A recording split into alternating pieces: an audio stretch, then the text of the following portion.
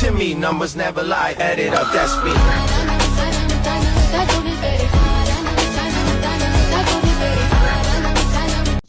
Edit করার জন্য প্রথমেই আমরা চলে যাব ক্যাপকাটে। ক্যাপকাট অ্যাপস ওপেন করে আমাদের পছন্দের ভিডিওটি আমরা ইম্পোর্ট করে নিব। ভিডিওটি ইম্পোর্ট হয়ে গেলে আমরা ভিডিওটির একটি শর্ট সিলেকশন সিলেক্ট করে নিব।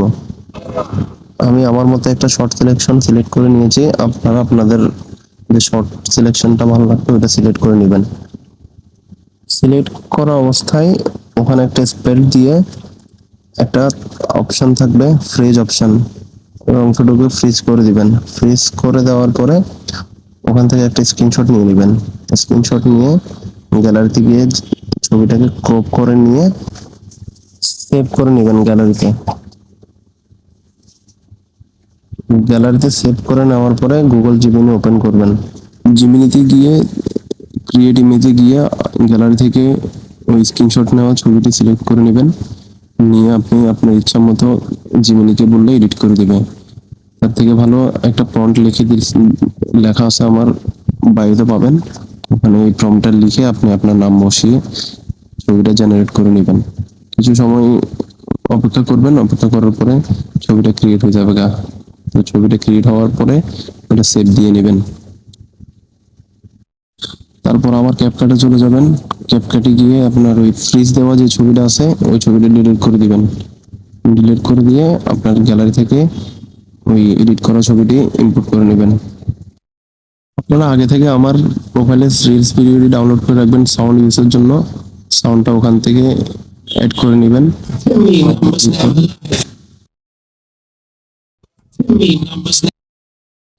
তারপরে এই পর্যায়ে এসে আপনারা আপনাদের ব্যাট সুইংটা ব্যাট সাউন্ডের সাথে অ্যাডজাস্ট করে নেবেন।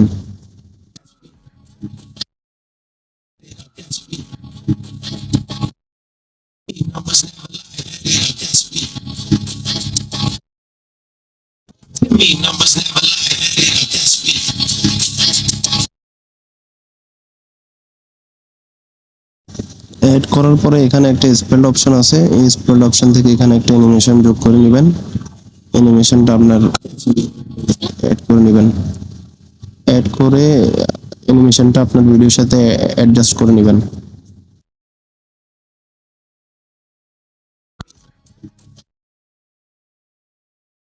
ফ্রিজ করা ছবিটা সাউন্ড পর্যন্ত অ্যাডজাস্ট করে নিব।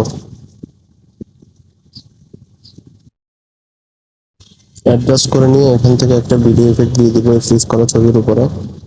আমি আমার পছন্দ মতো এটা চুজ করছি, আপনারা আপনাদের পছন্দ মতো একটা চুজ করে স্পিডটা ঠিক করে নেবেন। বাস এখান থেকে আমরা আপনার টেক্সট ইচ্ছা মতো যা কিছু লেখার সেগুলো লিখে নিয়ে এখানে অনেকগুলো অ্যানিমেশন দেওয়া আছে, আপনাদের পছন্দ মতো অ্যাড করে নেবেন।